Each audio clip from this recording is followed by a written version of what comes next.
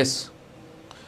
వినీల్ గారు ఒకసారి అది విన్నారు కదా, మరి చంద్రబాబు నాయుడుకి సిగ్గు లేదు, లజ్జ లేదు, వేరే వాళ్ళ క్రెడిట్ని ఆయన కొట్టేసేటువంటి ప్రయత్నం చేస్తున్నారు.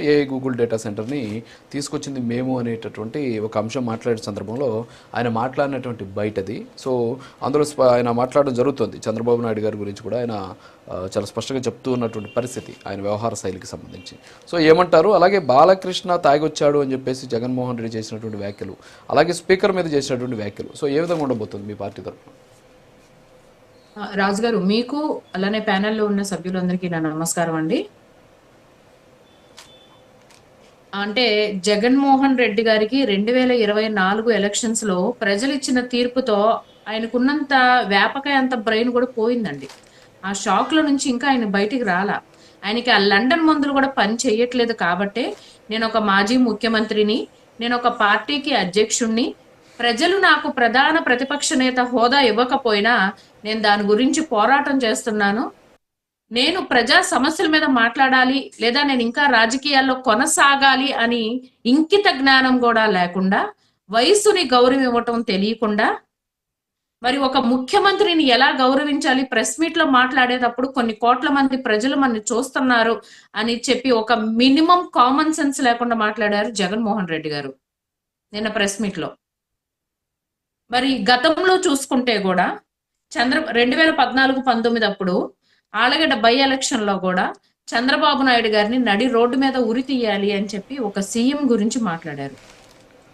మరి వీళ్ళు అధికారంలో ఉన్నప్పుడు అసెంబ్లీలో ఎటువంటి ప్రవర్తించారండి?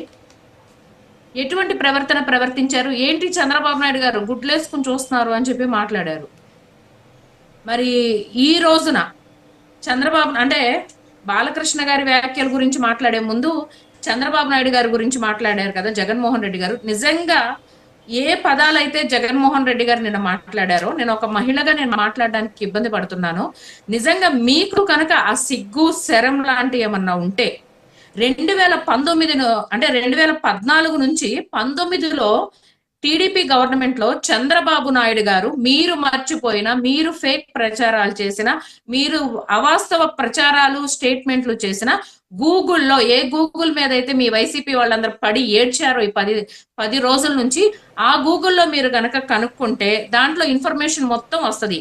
మీరు ఏదైతే అదాని అని చెప్పుకుంటున్నారో data centre, Adani data centre తో జనవరి 9వ తారీఖున 2019లో అప్పుడు సీఎం గా ఉన్నటువంటి చంద్రబాబు నాయుడు గారు ప్రభుత్వం ఎంఓయు కుదుర్చుకుంది. ఇది గూగుల్లో చూస్తే మీకు ఆ వాస్తవాలు వస్తాయి. అదాని వాళ్ళు ఇచ్చిన గవర్నమెంట్ తో కుదుర్చుకున్న ఎంఓయు కూడా పబ్లిక్ డొమైన్ లో కూడా ఉంది. మరి జగన్మోహన్ రెడ్డి గారు అది ఎలా మిస్ అయ్యారండి? మరి మేం తెచ్చిన కంపెనీలు చంద్రబాబు నాయుడు గారు చెప్పుకుంటున్నారు అని మాట్లాడుతున్నారే. 2019 నుంచి 24లో ఆంధ్రప్రదేశ్ లో ప్రొడక్షన్ స్టార్ట్ చేసిన డిక్సోన్ కానివ్వండి, ఫాక్స్ లింక్ కానివ్వండి, హిల్ టాప్ ఫుట్వేర్ కానివ్వండి, ఇవన్నీ 2014 నుంచి 19లో చంద్రబాబు నాయుడు గారి గవర్నమెంట్ లో కుదుర్చుకున్నటువంటి ఎంఓయూలు. మరి జగన్మోహన్ రెడ్డి గారికి ఇవి మేము తీసుకొచ్చామని చెప్పుకోవడానికి సిగ్గు శరం లేదా? సిగ్గు శరం మర్చిపోయారా, లేకపోతే ప్రజలు ఎన్ని గమనించట్లేదు అనుకుంటున్నారా?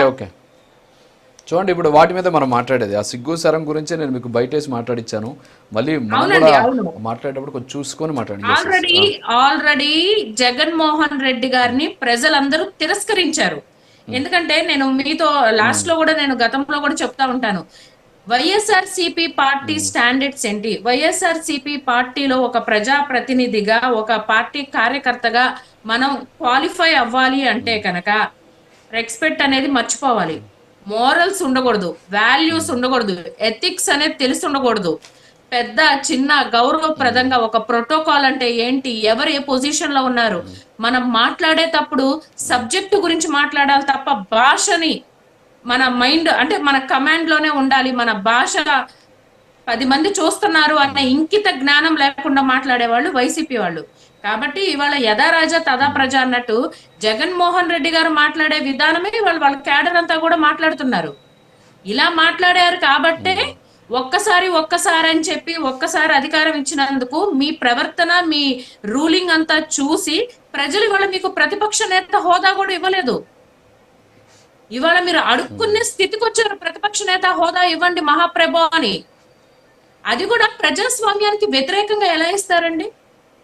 రాజు గారు, నాకు ప్రతిపక్ష హోదా ఇవ్వట్లేదు అని చెప్పి అయ్యన్ పాత్రుడు గారిని విమర్శించారు జగన్మోహన్ రెడ్డి గారు.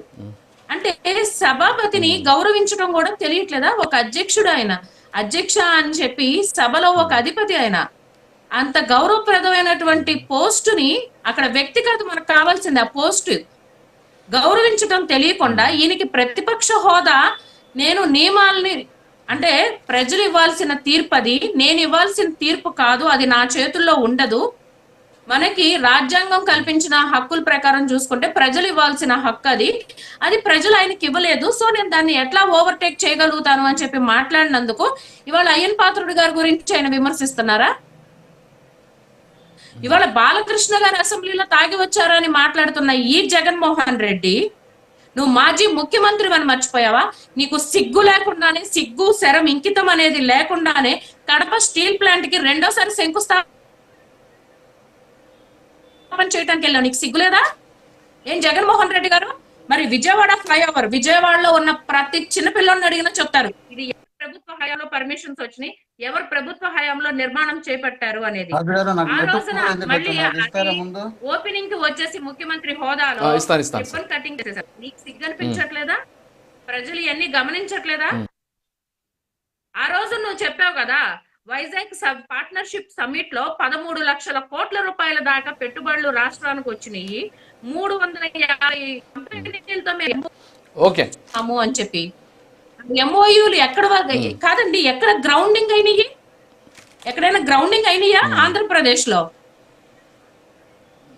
ఇలా మాట్లాడుతున్నారు కాబట్టి నిజంగానండి జగన్మోహన్ రెడ్డి గారు ప్రతిపక్ష నేత కాదు, ఆయన ఒక పొలిటికల్ బఫూన్.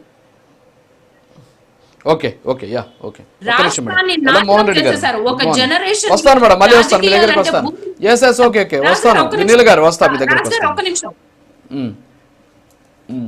రాజు గారు ఒక్క నిమిషం.